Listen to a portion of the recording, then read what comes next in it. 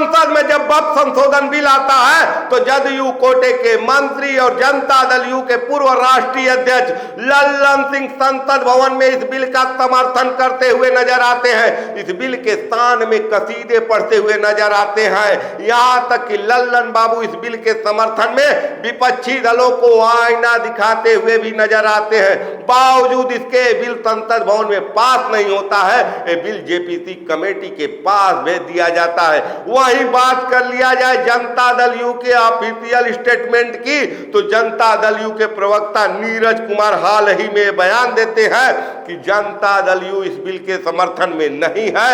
यही वजह है कि यह बिल आज के तारीख में जेपीसी कमेटी के पास भेज दी गई है। तो क्या वक्फ बोर्ड संशोधन बिल पर जदयू के अंदर ही अंतर कलह चल रहा है?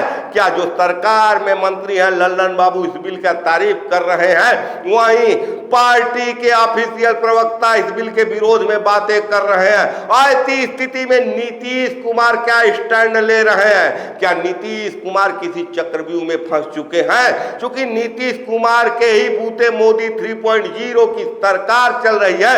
नीतीश कुमार मोदी सरकार के प्रमुख बैसाखी हैं। ऐसी स्थिति में नीतीश कुमार के विरोध के बावजूद भी लल्लन बाबू संसद में इस बिल का क्यों समर्थन कर रहे हैं? आज के वीडियो में मैं इन सब बातों से पर्दा हटाने जा रहा हूं। जहां तक बात है लल्लन बाबू की, तो लल्लन बाबू चूंकि कैबिनेट में मंत्री हैं मोदी सरकार के, तो उनका कर्तव्य है, उनका दायित्व है कि सदन में इस बिल का समर्थन करें। अगर उनको इस बिल का विरोध करना है तो निश्चित रूप से लल्लन बाबू को मंत्रिमंडल से इस्तीफा देना होगा। ऐसी स्थिति में लल्लन बाबू चाह कर भी इस बिल का सदन में विरोध नहीं कर सकते हैं। वहीं जनता दल यू की बात कर लिया जाए तो जनता दल यू की स्थिति इस समय गजब की बनी हुई है। नीतीश कुमार मानसिक रूप से अस्वस्थ चल रहे हैं। ये बिहार के लोगों का कहना है। बिहार की सरकार जो है वहां के ब्यूरोक्रेट चला रहे हैं, प्रशासनिक अधिकारी चला रहे हैं, और एक तरह से नीतीश कुमार भारतीय जनता पार्टी के समर्थक नेताओं के घेरे में है। चाहे बात कर लिया जाए संजय झा की, चाहे बात कर लिया जाए अशोक चौधरी के, हर कोई भारतीय जनता पार्टी के फेवर में नजर आता है। ऐसी स्थिति में नीतीश कुमार जो कि कड़े फैसले लेने के लिए मशहूर हैं, पलटी मारने के लिए मशहूर है, चाह कर भी तमाम विरोधों के बावजूद भी मोदी सरकार से समर्थन वापस नहीं ले पा रहे हैं। ऐसा नहीं है कि नीतीश कुमार अगर मोदी सरकार का विरोध कर देंगे तो बिहार में नीतीश कुमार की सरकार गिर जाएगी। भले ही बिहार में वो आज भारतीय जनता पार्टी के समर्थन से सरकार चला रहे हैं, लेकिन भारतीय जनता पार्टी का समर्थन जिस दिन हटेगा उस दिन हर कोई जानता है कि राजद का समर्थन पत्र उनके हाथ में रहेगा। ऐसी स्थिति में बिहार के मुख्यमंत्री पद पर नीतीश कुमार को कोई खतरा नहीं है।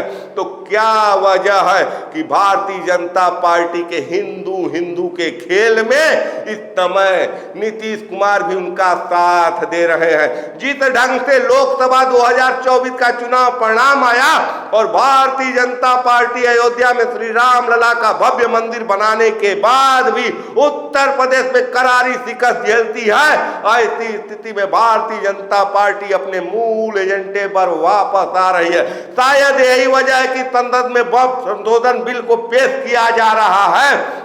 योगी आदित्यनाथ के द्वारा बटोगे तो कटोगे का नारा दिया जा रहा है। पीएम मोदी का भाषण इस समय विवादित होता जा रहा है। पीएम मोदी कहते हैं विपक्ष वाले पहले रोटी छीनेंगे, फिर बेटी छीनेंगे, फिर माटी भी छीन लेंगे।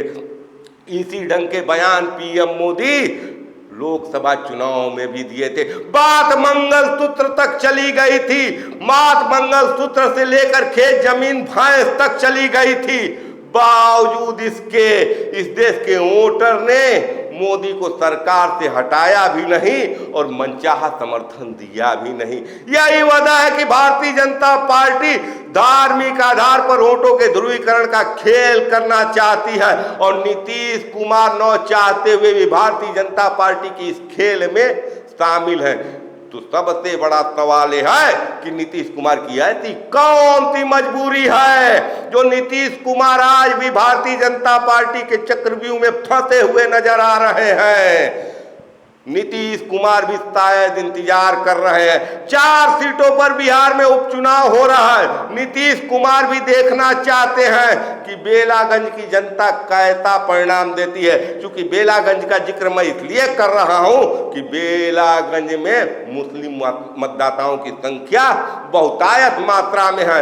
ऐसी स्थिति में मुस्लिम शुरू से ही नीतीश कुमार के समर्थक रहे हैं और नीतीश कुमार भी मुस्लिम हितैषी रहे हैं।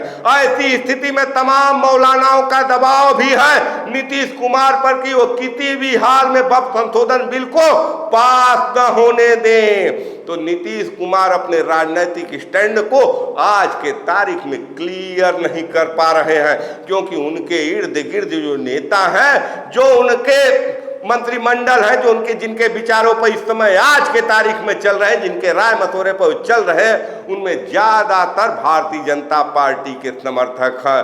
ऐसी स्थिति में नीतीश कुमार का मोदी सरकार से समर्थन वापस लेना असंभव तो नहीं है, लेकिन अभी तो दूर की कौड़ी दिखती है। अगर कुछ आश्चर्यजनक भारतीय जनता पार्टी के तरफ से नहीं होता है तो नीतीश कुमार एनडीए के साथ बने रहेंगे, भारतीय जनता पार्टी के सरकार को समर्थन देते रहेंगे। और एक खतरा और भी है नीतीश कुमार के साथ। शायद नीतीश कुमार को इस बात का एहसास हो गया है कि अगर वो मोदी सरकार से समर्थन वापस लेते हैं तो उनके अपने ही पार्टी जदयू में टूट हो सकती है। ऐसे किसी भी टूट से बचाने के लिए नीतीश कुमार इस समय चुप्पी साधे हुए बैठे हैं। और एक बात पर और नीतीश कुमार की निगाहें हो सकती है कि बिहार के सियासत में, चुनावी राजनीति में हाल में प्रवेश किए प्रशांत किशोर, उनका खेल कौन सा है? क्या वाकई उनको भारतीय जनता पार्टी का समर्थन है? क्या प्रशांत किशोर उसी तरह से नीतीश कुमार का खेल बिगाड़ सकते हैं जिस ढंग से नीतीश कुमार का खेल बिगाड़ने का काम चिराग पासवान ने किया था 2020 के विधानसभा चुनाव में? क्या अगड़े वोटरों का समर्थन, क्या भाजपा के वोटरों का समर्थन नीतीश कुमार को मिलेगा? नीतीश कुमार शायद इस बात पर भी निगाह लगाए रखे होंगे। लेकिन फिलहाल की राजनीतिक परिस्थितियां यही कह रही है कि नीतीश कुमार राजनीतिक रूप से एक चक्रव्यूह में फंस चुके हैं, जहां से वापस निकलना उनके लिए बहुत ही मुश्किल है। इन सब बारे में, बिहार के वर्तमान सियासत के बारे में आपके क्या राय है, विचार है, कमेंट कर जरूर बताएं। देखते रहिए खबरों के खिलाड़ी। मैं आपका पंकज कुमार, धन्यवाद।